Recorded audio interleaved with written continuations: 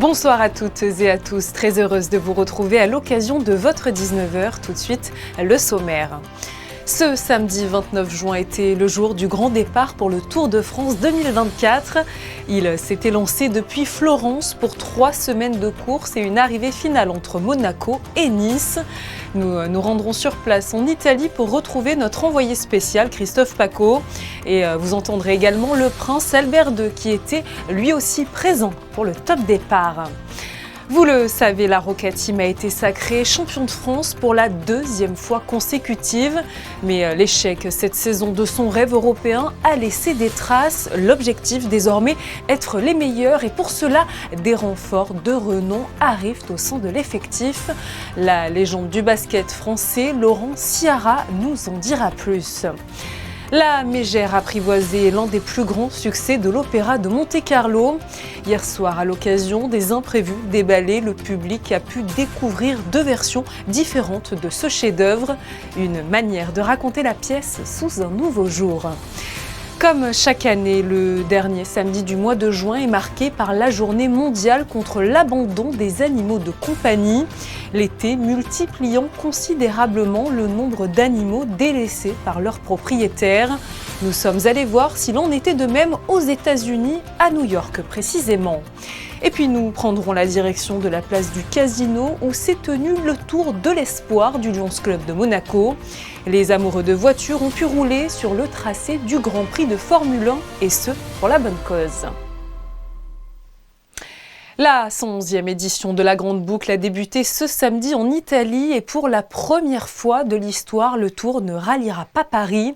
La dernière étape se fera entre Monaco et Nice en raison des JO 2024. Pour prendre un peu la température de ce début de Tour de France, je vous propose de retrouver tout de suite Christophe Pacaud qui est en ce moment même en Italie. Bonsoir à vous Christophe, on est heureux de vous retrouver sur Monaco Info et je crois que vous n'êtes pas seul, vous vous trouvez en compagnie de celui qui a tracé le parcours du Tour de France 2024. Bonsoir à tous et oui, bienvenue à Florence pour le départ du Tour de France. Qui de mieux que le directeur de l'épreuve pour nous expliquer ce qui va se passer pendant 3 semaines. Bonjour Monsieur Gouvenou. Oui, bonjour. On est ravis de vous retrouver ici au départ à Florence. C'est déjà important de partir d'Italie, quoi. C'est une vraie terre de cyclisme. Hein. Oui, et puis c'était quand même une chose incroyable, c'est qu'on n'avait jamais fait de grand départ du Tour de France en Italie. Et voilà, ça va être fait cette année. Une année un peu spéciale quand même avec les Jeux Olympiques en France. Et c'est peut-être la bonne occasion pour partir d'un pays à l'étranger. Et on terminera presque d'un autre petit pays, mais avec de grandes idées. La Monaco-Nice pour la dernière. Hein. Oui, il fallait quelque chose de beau, de grandiose pour compenser la perte quelque part de Paris. Et le Monaco-Nice cochait tous les critères. Et entre évidemment ce Monaco-Nice et Florence, il y aura pas mal de petites bosses. Ça commence aujourd'hui avec des côtelettes à Florence vers Rimini. Et ensuite, on part très vite dans la montagne. Hein. Oui, c'est vrai que le fait de partir dans le sud, on est quand même au sud de la France, là, cette fois-ci à Florence. On a les montagnes à proximité et donc on a décidé d'en profiter. Et on va traverser les Apennins dès la première journée, là, sur une étape quand même casse-pattes. Et puis au 4e jour, on va déjà franchir la frontière pour aller au-delà vers le Galibier. Et là, on aura déjà de la haute montagne au 4e jour de course. Ça promet une belle course d'entrée. Il y a toujours un sommet du Tour de France. Il est situé à quel endroit cette année? La Bonnette? Oui, c'est a priori la plus haute route d'Europe. Et ce sera la plus haute route du Tour de France 2024. Les coureurs vont adorer parce que c'est votre travail, c'est de dessiner le plus beau parcours. Là, il y aura le plus d'attaques pour nous aussi, les suiveurs. Hein. Oui, il en faut un peu pour tous les styles. On aura des étapes bien sûr de montagne, mais aussi des étapes de baroudeur. Une étape certainement un peu piège avec des chemins blancs, des côtes-la-monte, tous les ingrédients qu'il faut pour un beau tour. On va se régaler. Thierry Gouvenou avec nous, bien sûr, le directeur de l'épreuve du Tour de France. On va se régaler parce que ça commence aujourd'hui dans la chaleur. On va vers Rimini, il y a 15 km de plage. On pourra aller se baigner un petit coup comme ça. Et sur Monaco Info, on va suivre évidemment jusqu'à notre arrivée à nous pendant 3 semaines. Le Tour de France sur Monaco Info. Christophe Pacaud qui a aussi eu la chance de croiser à Florence le prince Albert II. Il est venu participer au top départ de ce Tour 2024. Un moment toujours particulier. Écoutez. C'est toujours un bonheur d'être là, de sentir cette ambiance extraordinaire autour des grands départs de Tour de France. Et là, ici à Florence, c'est encore, non seulement la température est chaude, mais l'ambiance est formidable et c'est un bonheur d'être là. Et encore plus de plaisir quand on sait que ça arrive chez nous, à Monaco.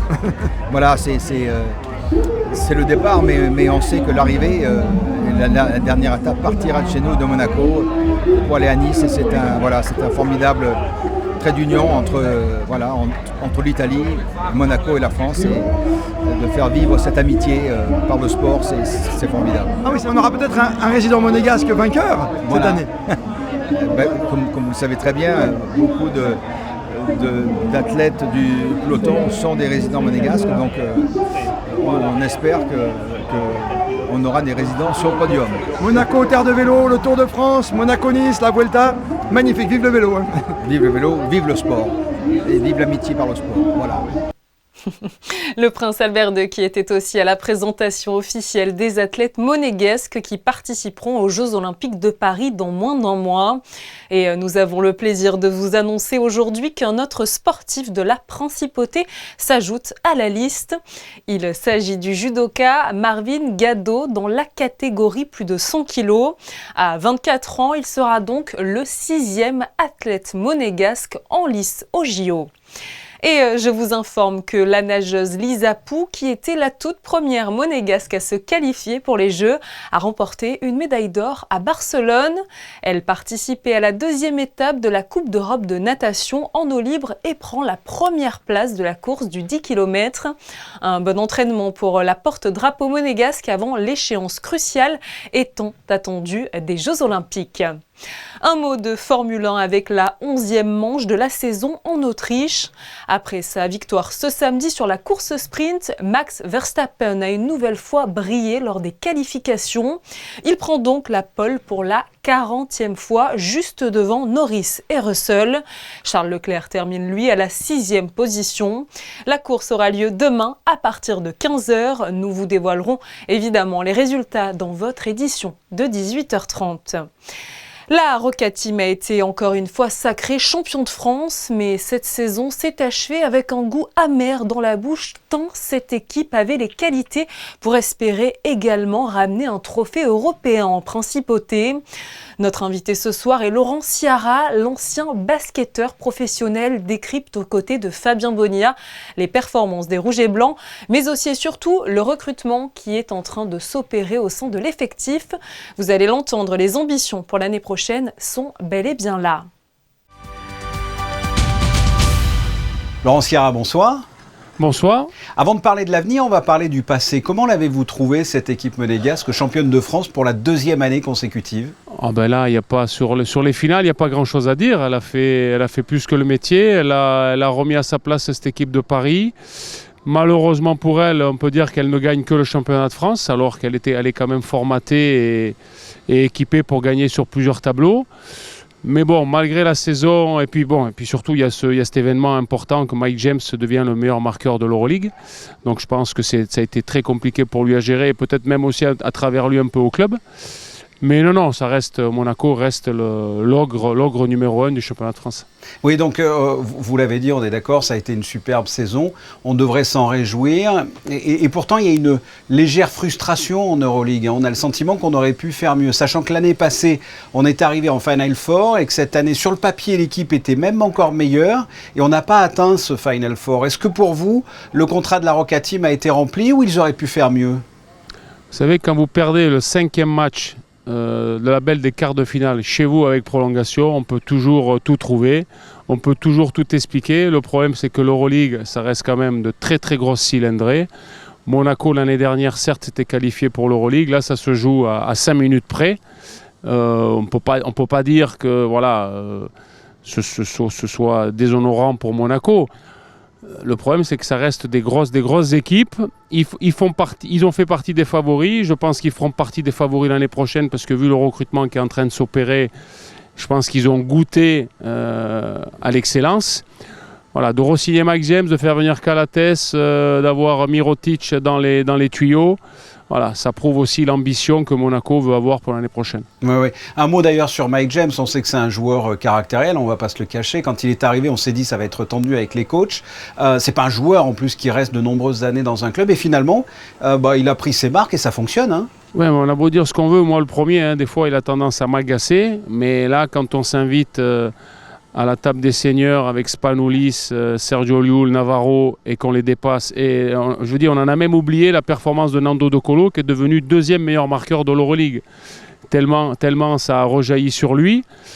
Voilà, après, j'ai l'impression et je lui souhaite avec l'âge d'un peu se calmer, je ne sais pas si c'est le terme, mais voilà, de comprendre qu'il a déjà fait une énorme partie du chemin. Là, il vient de re-signer 3 ans, ça veut dire qu'il va encore mettre la barre de meilleur marqueur encore très très haut. Et autour de lui, il y a quand même des joueurs de talent, que ce soit Okobo, que ce soit Diallo, Oteyounas. Donc ça fait partie d'un ensemble quand même.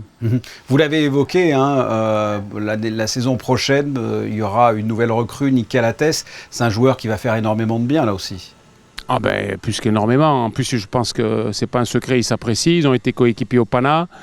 Sur le quart de finale contre le Fenerbahçe, Mike James n'a pas tenu non plus son rang et quelque part il le doit à la bonne performance de Calates qui le connaît très bien et qui n'a pas arrêté de l'embêter en défense.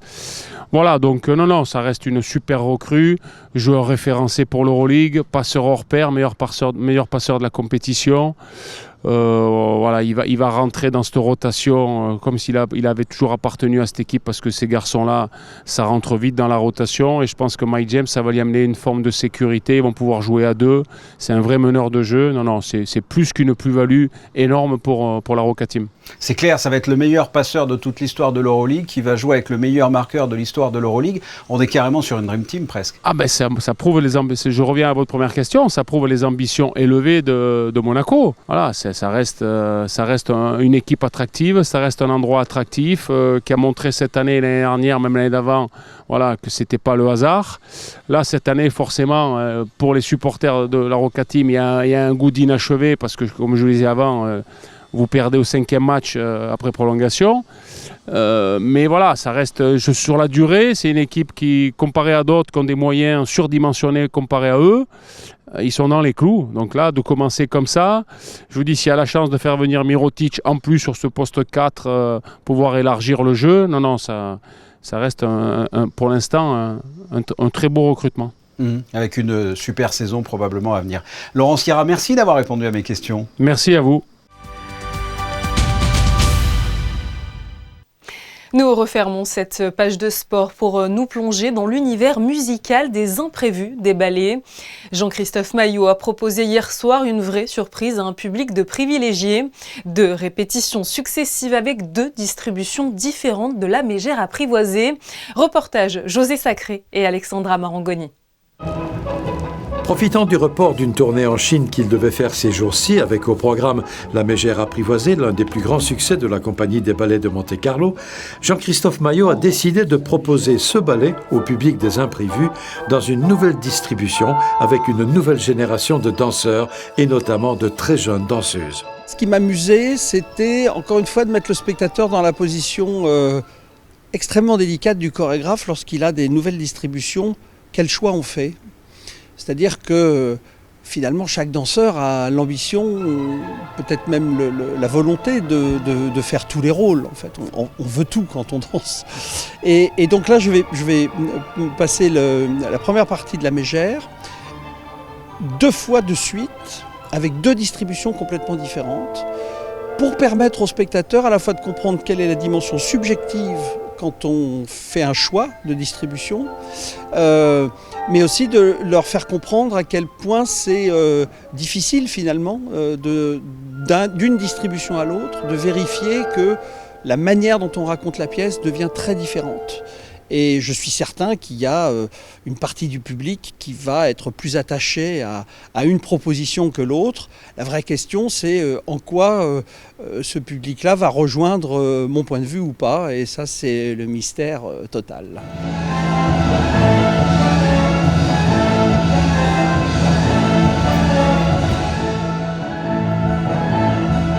Comme la majorité du public présent, nous avons adoré les 2 versions. Alors, bon courage au chorégraphe directeur au moment du choix de sa prochaine distribution.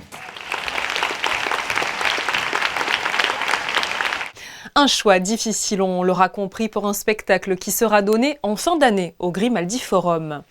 Partons à présent à l'exposition de Francis Hoffman intitulée Notes from the Earth.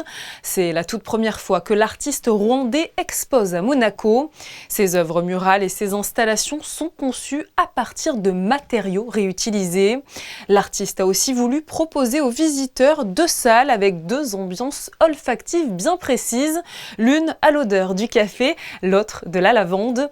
Vous avez jusqu'au 20 septembre pour aller les découvrir dans l'espace artistique du quai. Ce samedi est la journée mondiale contre l'abandon des animaux de compagnie. Je vous en parlais en titre de ce journal, une problématique alarmante et persistante dans de nombreux pays. Pour nous en parler, pour nous dévoiler plus précisément la situation outre-Atlantique, nous retrouvons comme chaque samedi Alexandra Pani pour la chronique américaine. Avec l'arrivée des grandes vacances, vous avez voulu nous sensibiliser, Alexandra, à cette triste réalité encore trop présente. Bonsoir. Bonsoir à vous. Oui, un fléau bien présent en France, mais auquel n'échappent pas non plus les États-Unis. Chaque année, plus de 3 millions d'animaux se retrouvent dans des refuges et seulement 48% sont retrouvés par leur maître ou seront adoptés par une nouvelle famille. Et l'une des principales causes de ces abandons est le départ en vacances. Il n'est pas toujours possible de partir avec son compagnon à quatre pattes, mais à New York, ce n'est pas un problème. De nombreuses solutions sont disponibles et alors qu'à Monaco, en France, les garderies pour chiens sont encore très rares. Ici, elles ont pignon sur rue. Je vous propose de découvrir le fonctionnement de l'une d'entre elles. Un foyer sur deux à New York possède un chien et ils sont de plus en plus cajolés. Alors quand il est question de partir en vacances, si notre compagnon à quatre pattes ne fait pas partie du voyage, il est gardé ici par un pet-sitter à son domicile ou alors dans une garderie spécialisée que l'on pourrait appeler hôtel pour chiens. Comme c'est le cas ici chez Dogma, en plein cœur du quartier très prisé de West Village. Sa fondatrice June a eu l'idée de créer ce lieu en 2016 car elle-même cherchait un endroit sûr où laisser ses deux petits chiens quand elle partait travailler. Here in New York, a lot of people live in a small apartment, including myself. It is important for them to have social activities and then also friends outside of the home, and then that's what the Dogma does here. Les chiens, ils sont les animaux sociables. Alors, si ils restent dans la salle ensemble, comment on dit en français, surveillés. Avec le pack leader, c'est humain qui se gardent les chiens. Il y en a toujours minimum 2 personnes dans la salle, par salle. En général, ils restent très sages ensemble et ils sont rentrés chez eux très satisfaits et plus important qu'ils sont très fatigué. Oh, c'est ça. Garderie à la journée ou avec nuitée. Et pour que le séjour soit des plus agréables, de nombreuses activités sont proposées. Balades en extérieur, toilettage ou encore cours d'agility. I'm basically like a second pair of eyes for them, so I have to watch out that they're not fighting, that they're not really like doing things that they're not supposed to, or eating stuff off the floor. I'm also the agility class instructor. So what that is like it's an agility course where there's like different obstacles that we make dogs go through. So there's like cones and like leaf poles, and there's like little obstacles that they can jump through. So if they're sometimes struggling to like listen or pay attention, the treats usually help. Everybody,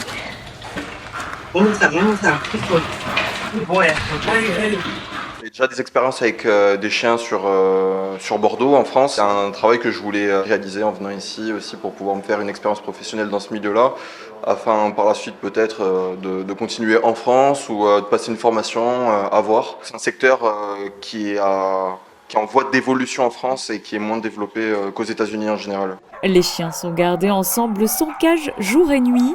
Et pour que tout se passe sans accroc, tout a été prévu.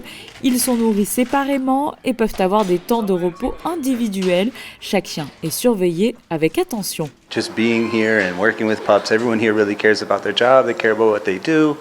And it just translates with everything that we do. Pour rassurer les propriétaires, les aventures des toutous sont filmées en live à l'aide de webcam durant la journée pour toujours garder le lien même à distance. Et chaque jour, un compte-rendu est envoyé par email. De véritables vacances 5 étoiles qui assurent amusement et sociabilisation pour les chiens et une solution rassurante pour les maîtres.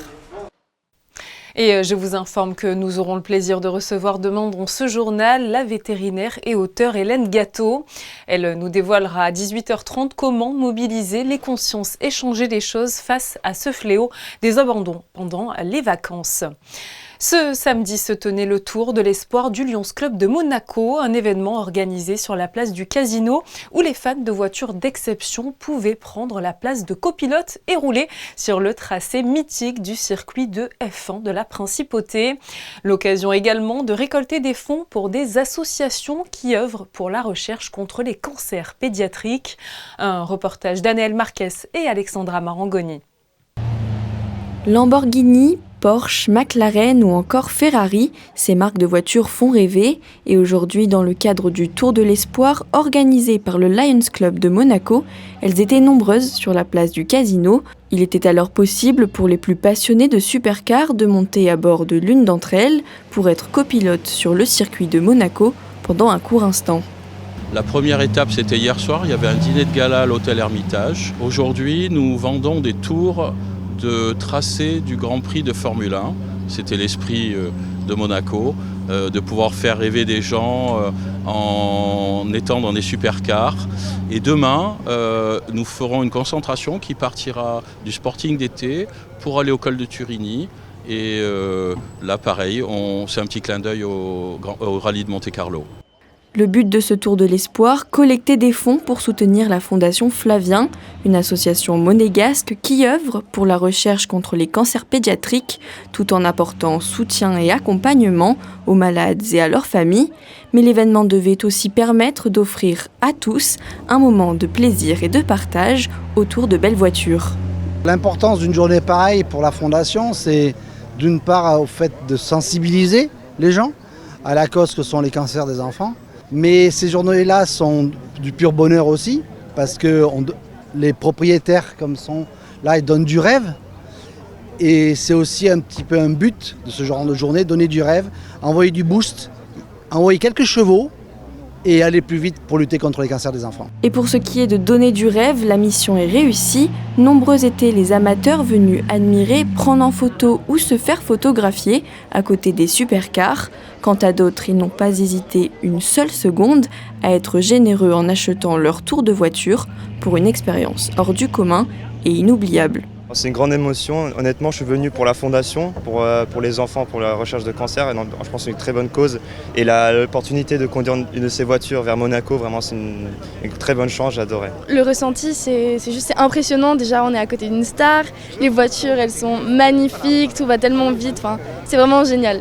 Ce Tour de l'Espoir a été marqué par la venue de son Altesse Royale, la princesse de Hanovre, mais aussi par la présence de Raoul Marquisio, champion de rallye et parrain de l'événement, qui à bord de sa Lamborghini verte a fait rêver petits et grands.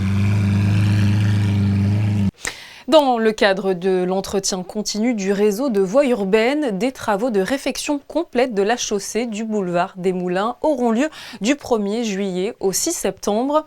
La plupart de ces travaux se dérouleront de nuit ou par un pilotage manuel et par feu pour minimiser l'impact sur la circulation. Pendant la durée des travaux, la station de vélo électrique du boulevard des Moulins ne sera pas accessible et les lignes de bus seront déviées sur l'avenue Saint-Laurent avec la mise en place d'un arrêt de bus provisoire au numéro 7, avenue Saint-Charles. Autres travaux, avenue Hector Otto, après la fuite ayant impacté le réseau d'alimentation en eau. Les réseaux vont être rénovés et renforcés. Les travaux s'effectueront simultanément sur 2 secteurs de l'avenue Hector Otto et une circulation alternée sera mise en place pour ne pas perturber, là encore, les riverains. Afin de conserver la circulation dans les 2 sens, des pilotages manuels seront mis en place de 7h30 à 18h30, ainsi qu'un pilotage par feu de signalisation en dehors de cette période. Terminons ce journal par un point météo après une journée très nuageuse et un ciel aux couleurs orangées. Quel temps est-il prévu pour demain? Bonsoir Justin Adel. Bonsoir Julia, le ciel, vous l'avez dit, a été très couvert aujourd'hui avec des nuages orangés provenant à nouveau du désert. Le temps a donc été très lourd et ça n'annonce pas de bonnes nouvelles. Si une grande partie de l'Hexagone va être frappée par des orages, Monaco tire son épingle du jeu avec un temps plutôt ensoleillé pour ce dimanche malgré quelques passages nuageux.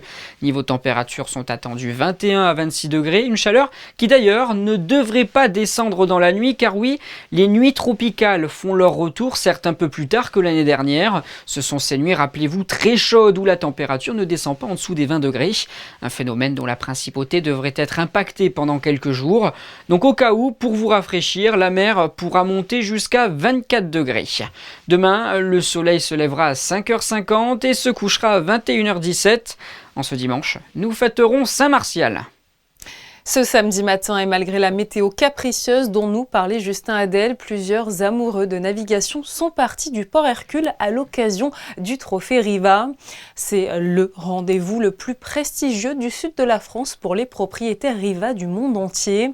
Les passionnés ont pu rallier aujourd'hui Saint-Tropez sous l'objectif de Stéphane Dana. Ce sont les photos du soir. Merci d'avoir suivi votre journal sur Monaco Info. Je vous donne rendez-vous demain à 18h30 pour une nouvelle édition riche en informations. Belle soirée sur notre antenne.